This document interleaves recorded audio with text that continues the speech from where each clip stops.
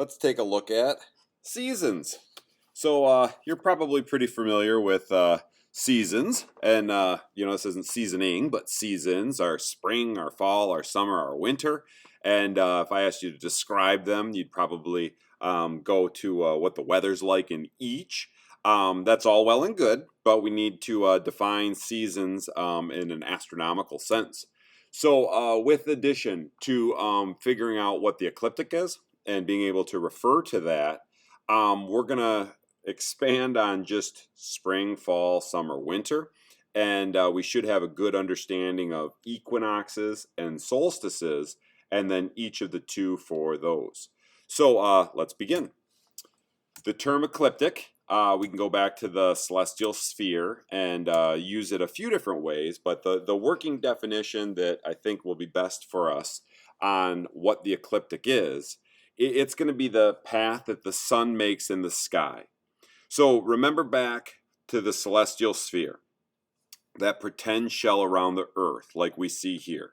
We know that the sun is not smaller than the earth, and we know that the sun doesn't actually move around the earth, but as viewed from earth, that's the way we see things. The sun occupies about a half a degree space in the night, or excuse me, in the day sky, and from our perspective, we could watch the sun move throughout the sky in the course of the day. But step back, look at the whole solar system as a model. That's not going to be the way that it actually works. So the ecliptic, it is just the path the sun makes in the sky. It's going to change, but our definition of ecliptic can change as well.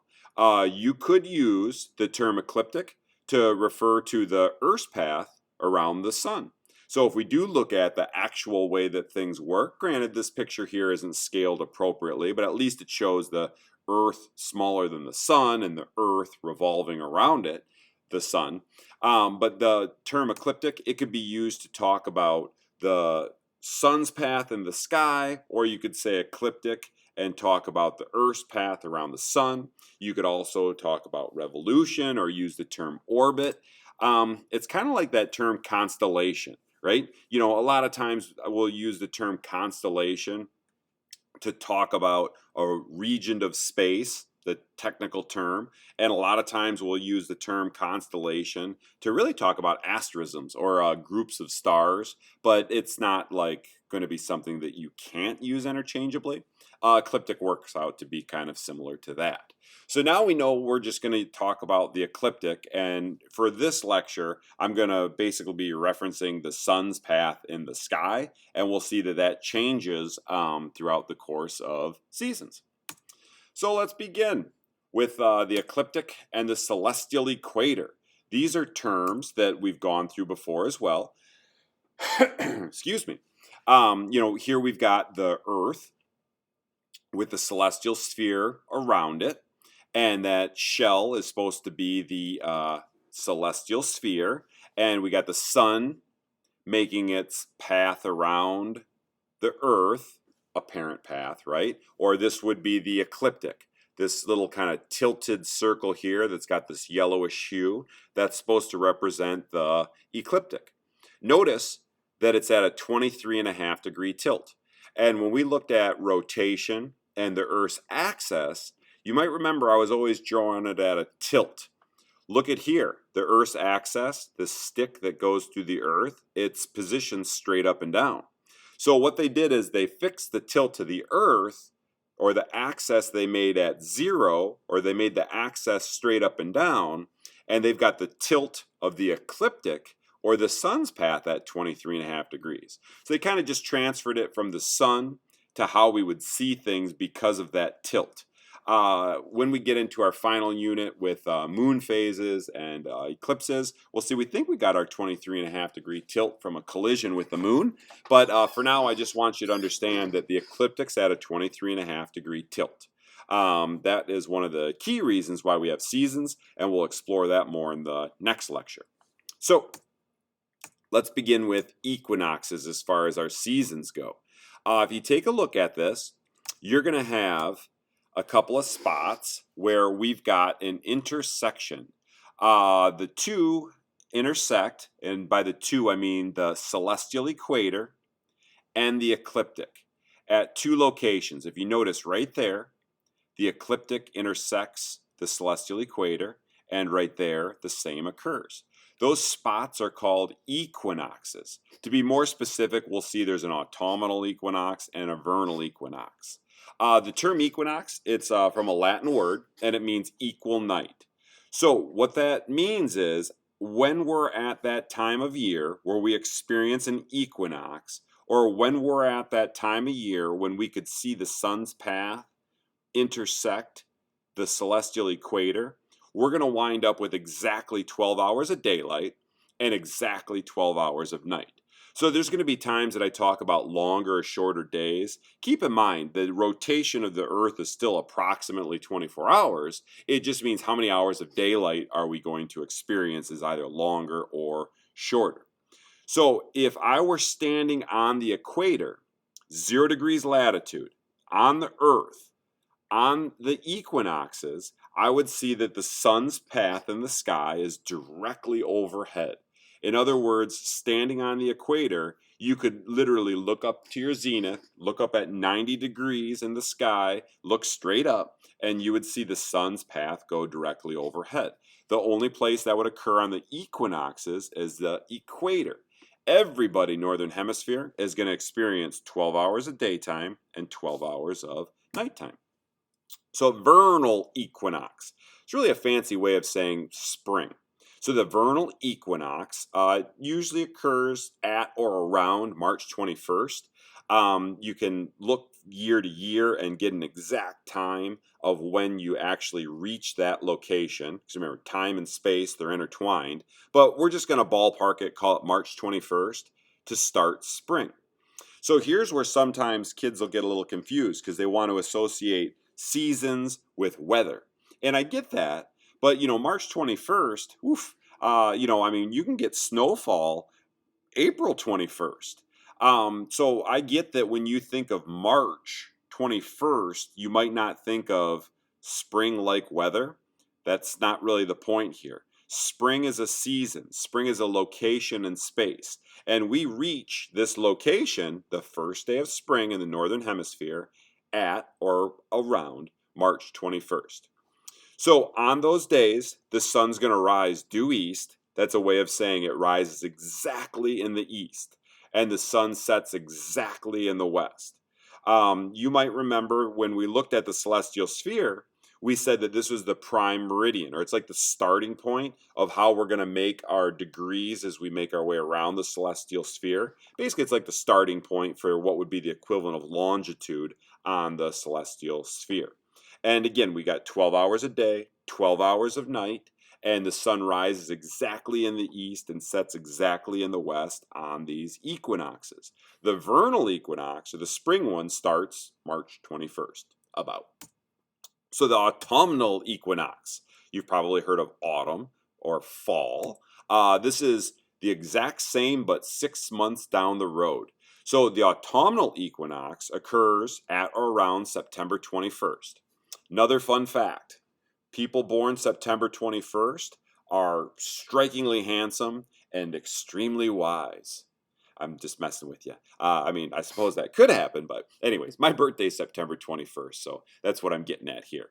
And September 21st, not always, but usually is the first day of fall, or the first day of autumn, or the autumnal equinox. And just like the vernal equinox, you have the sun, or the ecliptic, intersecting the celestial equator. So because of that, we would see that the sun rises exactly east, and the sun sets exactly west, and we're going to experience 12 hours of daylight and 12 hours of nighttime. So those are the equal guys. Now we've kind of got the extremes, or the solstices. And if you take a look at this, you've got two spots that are opposite. Here's the summer solstice and the winter solstice. So if somebody said, okay, well, I don't want to know about the summer and winter solstice, just what the heck is a solstice? I would say it's going to be a time where the sun is either at its highest or lowest point in the sky. So if you look at the summer solstice, the sun, or the ecliptic, it's way the heck up here. It's as high above the celestial equator as it gets. Jump down here, Winter solstice, that's going to be the lowest the sun is in the sky, or it's going to be the furthest below the celestial equator that the sun gets. So where the equinoxes, everything was equal, rise east, set west, 12-12, the solstices are like the extremes. And if you think about it, summer and winter are pretty extreme as far as the weather we experience. And the equinoxes are, kind of like your betweeners. So with the winter solstice, that's the farthest south that the ecliptic gets from the celestial equator. In other words, it's the lowest in the sky that the sun will be. The summer solstice, it's the opposite. It's going to be the farthest north that the ecliptic is from the celestial equator, or the highest in the sky that you would experience throughout the course of the year. Winter solstice, what do we mean by, or what's the effects then of having it as low from the celestial equator as it gets? What's when the ecliptic's that low, or when the sun's path is that far below the celestial equator? Well, this is where you're going to have the shortest day of the year. Still a 24-hour rotation, but you experience the least amount of daylight hours. And I'm sure you're aware of that. Think about wintertime. You get home from school, you sit down, you have a snack, you look outside, it's already getting dark. Well, we have less hours of daylight than we do nighttime in the winter. And the winter solstice is the most extreme example of that. It's the shortest day of the year. And it's going to be the lowest that the sun rises in the sky. So if we were to measure the angle that the sun gets in the sky in the winter, that's going to be as low as it is throughout the entire year. To be more specific, the winter solstice would be the lowest the sun is in the sky for the year. So when's this occur? December 21st, 22nd. Notice every 3 months we pretty much have a change. So you don't have to memorize all these dates, just think of one. And then every 3 months, basically, you add to it and you wind up in a different season. So December 22nd is about when the winter solstice occurs. In other words, as we're moving towards that, days are getting shorter, shorter, shorter. December 21st, 2nd, winter solstice, depending on when it is in a given year, that's going to be the shortest day. And then days actually start to get a bit longer. So that first day of winter is the shortest day of the year, and then slowly but surely we're making our way to the vernal equinox, trying to get back to that 12 hours a day and 12 hours of night, and days are actually getting a little bit longer. The summer solstice, it's really like the opposite of the winter solstice. So this is going to be the highest that the sun gets in the sky for the year. To be more specific, on the summer solstice, that is the highest sun angle that we'll get. So since that path to go way up in the sky is so high, it takes longer for the sun to get up there. Next lecture, we'll see that the direction that it rises and sets changes a bit as well. But for now, I want you thinking, all right, well, the summer solstice, I've got the sun real high in the sky, and this is the longest day of the year. Again, by which I mean the rotation's still approximately 24 hours, but the hours of daylight you experience, they're going to be the longest of the year, which makes sense, right? I mean, as you go into your summer months, man, you can be outside running around till almost, 9 o'clock at night, and you still got a little bit of daylight. So this happens at or around June 21st. After June 21st, your daylight hours are slowly but surely getting less and less and less as you're making your way through summer back towards the autumnal equinox, or the first day of fall, where you'd reach that 12 and 12 period. So June 21st, approximately, is going to be the first day of summer, or it's the summer solstice. Here we see a little video where, if you notice, this is just showing you the different paths of the sun, or how the ecliptic changes. And right there's east, and then we go way over here to the southeast. But notice how the sun's angle in the sky changes, right? So there's the equinox. That's where we'd have equal day, equal night, and the sun's getting lower and lower in the sky. Look at how much shorter that path is. So we experience less hours of daylight as we make our way to the winter solstice. Here, for this latitude, that's the winter solstice. Look how low the sun is in the sky that day, or how low the ecliptic is. That'd be the shortest day of the year. And now we're trying to get back to that 12 and 12. making our way to the equinox. There's the spring or vernal equinox. Now we're experiencing more than 12 hours of daylight, and the path continues upward until we reach the longest, highest day of the year. That's going to be the summer solstice. And then we just keep on this little path around the old sun, and it continues. Here we see what would happen from the southern hemisphere. Basically, it's the opposite.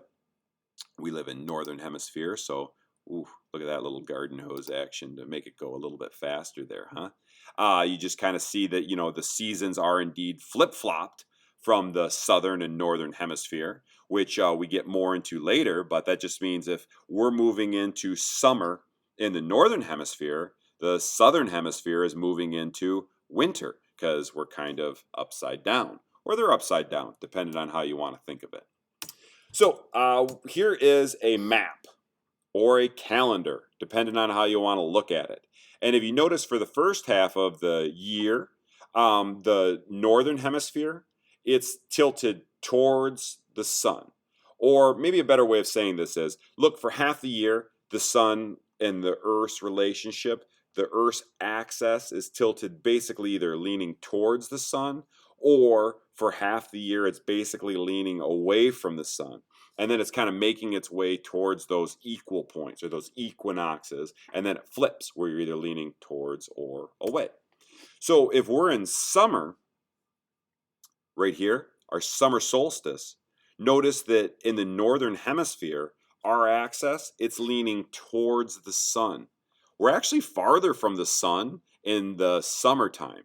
That's crazy, right? You'd think, oh, well, if you're closer to the sun, it's hotter. Well, no, we're actually a little bit further by a few million miles. But this tilt of the Earth leaning towards the sun changes how many direct rays we get, how much exposure we get, and we got to expand on that in our next lecture. But for now, I just want you understanding, okay, summertime, northern hemisphere, our axis is leaning towards. Now let's jump to the other extreme. And if we look at in winter, so this would be the opposite of southern hemisphere summer, northern hemisphere, now we're leaning away from the sun. So we experience lower sun angles, less hours of daylight. And the equinoxes, things are equal. It's those betweeners. So you're basically just always making your way to more and more hours of daylight or less and less hours of daylight, depending on if you're moving towards winter or summer. So here we just kind of expand on that whole thing, right? And you can clearly see that in the summer, northern hemisphere is leaning towards the sun. The effects of that, we get longer hours of daylight, and we get a more direct rays from the sun. The sun's path would be higher in the sky. Wintertime is opposite. Equinoxes are betweeners. That's our equal hours of 12 and 12, daylight and nighttime. So hopefully that's a decent explanation of what the equinoxes are, the specific equinoxes, what the solstices are, the specific solstices, and how the ecliptic plays into all this. Next time, we're going to expand on the sun angles and see that the reasons for seasons is rays and days. But until then, be safe. You got questions? Seek me out. Take care.